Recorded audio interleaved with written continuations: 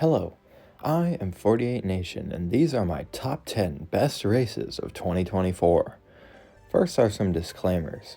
I did not watch every race of every racing series in the world, as I am an American teen in college and playing sports. I tried my best this year to branch out and watch as many racing series as I possibly could, but I couldn't get them all. A few notable series that I did not watch regularly or at all were the WEC, Australian Supercars, MotoGP, and any European GT racing for that matter. I also did not catch any World of Outlaws races, so if you watched any of these series and there was a race that was absolutely incredible and a must watch, then please feel free to yell at me in the comments about it. Anyway, on with the show. Before we start, I wanted to give a few shoutouts to some races I rated highly but failed to reach the top 10. First of these is the 2024 Daytona 500. This race was pretty great to watch from start to finish, but some weird fuel saving, a postponement, and a finish under yellow. I had to dock a few points. Still overall a great race. The next race is from the NASCAR Canada series. This race at a small oval in Canada, of course, produced a fantastic finish that saw the leaders battle nearly side by side for over 70 laps to the finish. A nice clean finish ensued, which was rewarding to watch for the drivers that battled so cleanly for so long. The 2024 Indy 500 was a pretty great race. It saw a first-time starter in Kyle Larson attempting and doing well for the most part, and a stunning pass for the win from Joseph Newgarden on the final lap. But the race played out pretty slow with a lot of yellows delaying the pace and a rain delay that forced the start time late into the afternoon that brought the score down a bit. Still, the Indy 500 is almost never bad. If you love chaos, then this race was for you. This race may be higher on a lot of people's lists, but in my opinion, the chaos and the consistent cautions ruined the fun. The final run to the finish was some of the best racing I've seen all year, but it was not enough to overrule the first 75% of the race that was just over the top crazy. If you like clean, hard, high-banked oval racing, then this is the race for you. Not by any means the best race of the year, but certainly a solid race that was one spot shy of making the top 10. Taking the 10th spot on the grid is the 2024 Azerbaijan Grand Prix. This race, in my opinion, was the best F1 race of the year. A fantastic drive from Lando Norris to drive up to a top 5 after a Q1 exit, a phenomenal battle between Oscar Piastri and Charles Leclerc, and a great battle and shocking crash between Sergio Perez and Carlos Sainz to end the race. This race is probably the only F1 race I'd rewatch this year, as it was almost non-stop action from start to finish. Coming in at 9th place is the Mazda MX-5 Cup's first outing on an oval.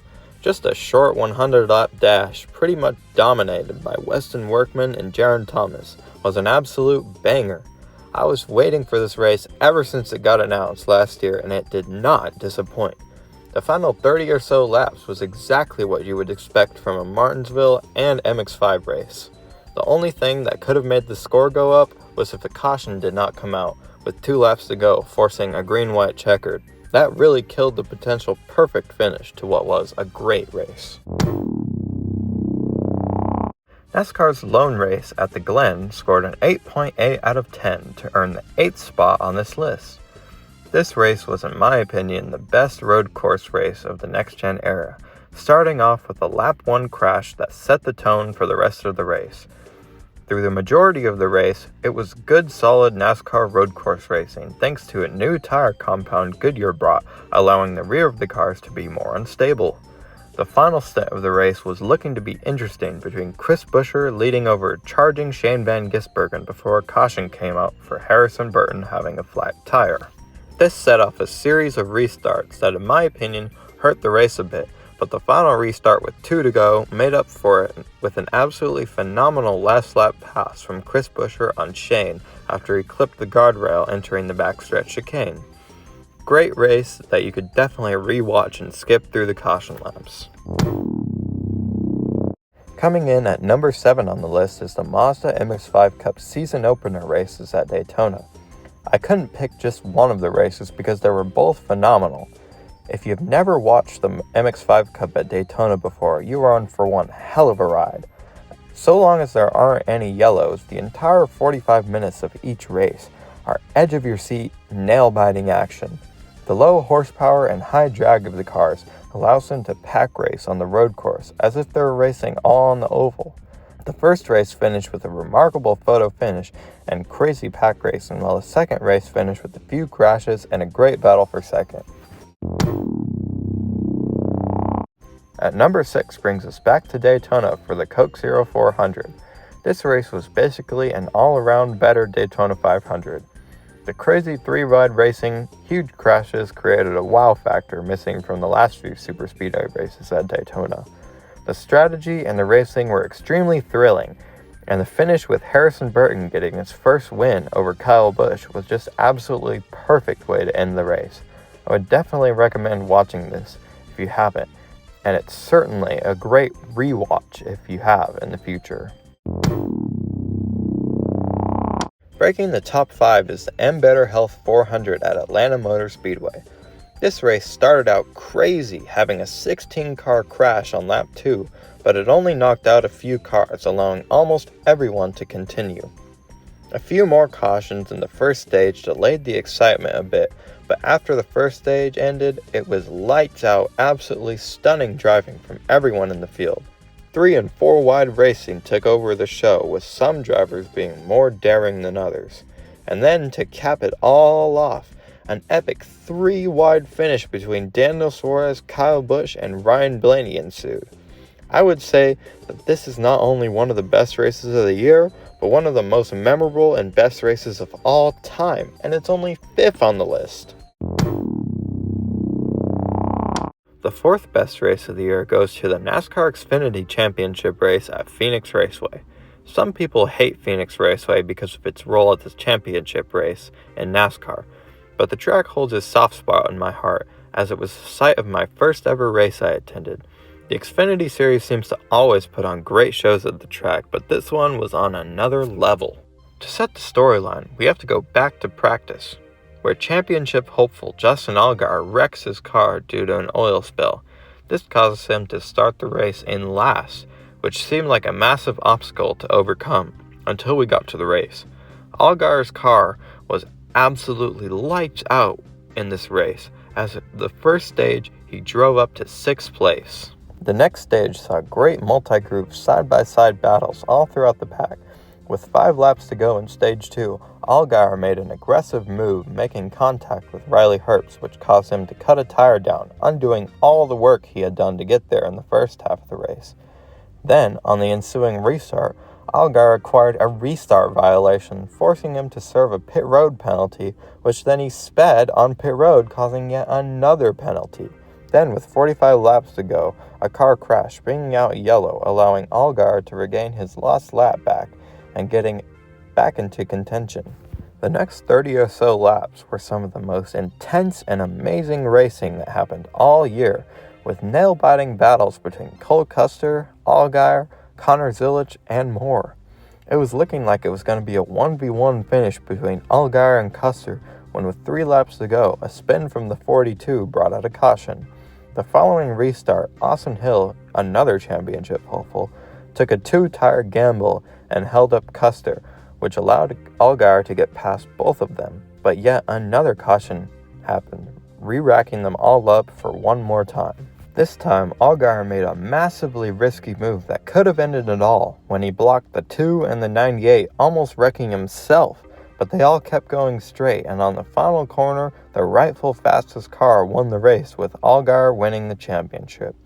Truly one of the biggest roller coaster nights in all of motorsport. Standing third on the podium is the 2024 12 Hours of Sebring. This race was exactly why I love IMSA so much. Sebring fits the series perfectly as a racetrack, and this race produces a barn burner almost every year. Everything about this race played out amazingly from start to finish.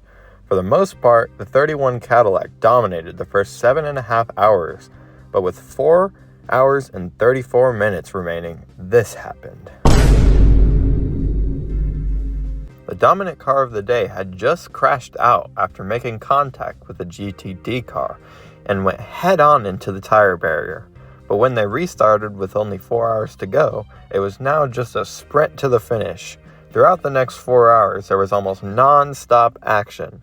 If you ever wanted to re-watch the race but couldn't set aside a full 12 hours, then just watch from 4 hours to go. You won't be disappointed.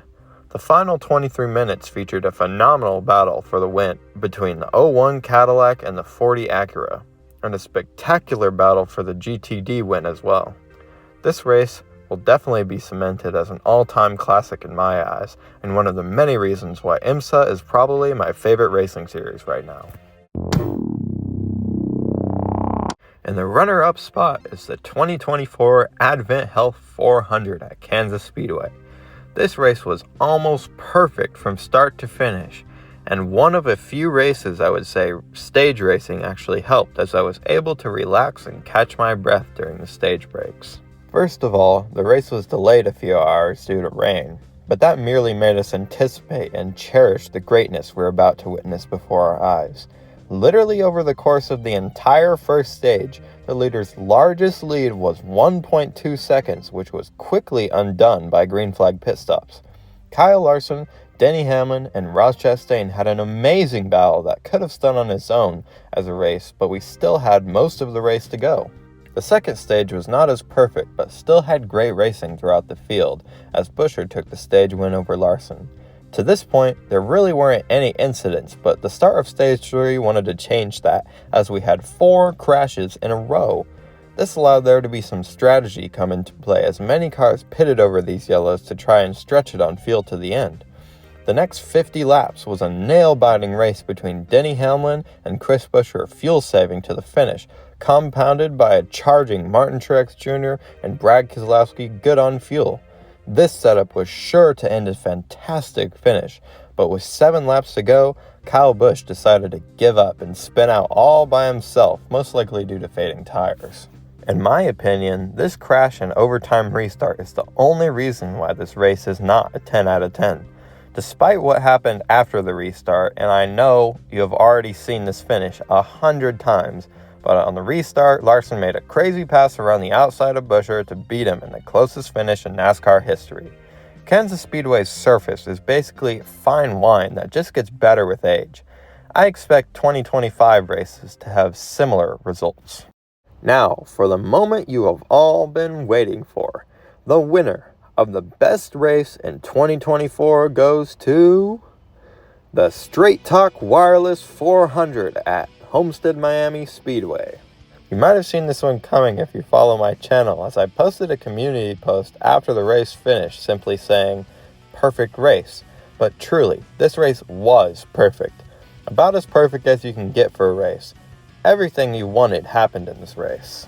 First off, with a lap 1 spin from Justin Haley that impressed everyone by nobody else getting involved. And then, with the rest of the first stage, with plenty of shuffling throughout the field, and a fast car and Kyle Larson having a tire go down, forcing a yellow. This jumbled up the field and caused a crazy restart and finish to Stage 1, with Reddick winning by a few seconds over his teammate Wallace. The second stage was action-packed, as the top position was under fire numerous times by numerous different drivers, but in the end, Hamlin took the stage win over Elliott. On the Stage 3 restart, the bruised car of Kyle Larson was finally back inside the top 10, but this time, he seemed to be the absolute fastest car on the track. The drive he made to get back into the top 10 and start picking off top competitors was absolutely stunning to watch, as over the course of the final stage, everyone was glued to their screen, seeing if Kyle Larson could pull off the comeback. With around 45 to go, most of the leaders had made their final pit stop except Tyler Reddick, who stayed out hoping to catch a caution and get back into it. Meanwhile, a battle for the ages was beginning to take shape between Blaney and Larson, as Larson closed in on Blaney. Everyone was on razor-thin margins, trying to find any speed left in their cars by wall riding. With 16 laps to go, Reddick finally came into the pits and gave up a lead to Blaney, who was still being closely followed by Larson. But then, with 13 laps to go, Blaney got held up by a slow car in Austin Dillon, allowing Larson to get a huge run. He knew this was his shot to win the race, so he took a massively risky move around Austin Dillon, and it cost him. Larson spun out, ending his chance to win the race, but at the same time, Reddick now had a chance to win. They restarted with 7 laps to go, and Reddick got swallowed up by the cars on fresher tires. Blaney and Hamlin had a crazy battle the next 5 laps, but Reddick really never went away like we all thought. With 2 laps to go, Blaney got beside Hamlin down the backstretch and pulled ahead into turn 4. On the final lap, Reddick ducked low and cleared Hamlin. He now put himself in position to win, but where would he go? Incredibly, Blaney left the top open thinking Reddick would dive bomb on the bottom, but Reddick stayed up top and passed him without contact around the outside. I may be a little biased as I am a pretty big Tyler Reddick fan, but I feel like this finish was absolutely peak cinema along with the entire race. The unexpectedness of Reddick on the older tires somehow digging deep and finding that extra pace that really wasn't there the entire final stage was mind-blowing to me, along with seeing that jaw-dropping move from Larson and the entire rest of the race producing a record 33 lead changes for the track is, in my opinion, why this is the best race of 2024. Anyway, here are some of the results of the polling I had this year as I rated every race I watched. The averages are as follows, with the MX-5 Cup having the best average with almost an 8 out of 10. The Truck Series being the most mid, and ARCA having the worst average. I've got a pretty love-hate relationship with NASCAR at the moment, and many of you might try to think, oh, you're just a NASCAR lover. But no, I really try hard to judge every race openly and honestly, taking the best parts from each one and grading them based on what I expected, what I was given, how well the race flowed, etc. Anyway, that's all I have for this one. See you in the next one, whenever that'll be. Thank you for watching, and have a great day.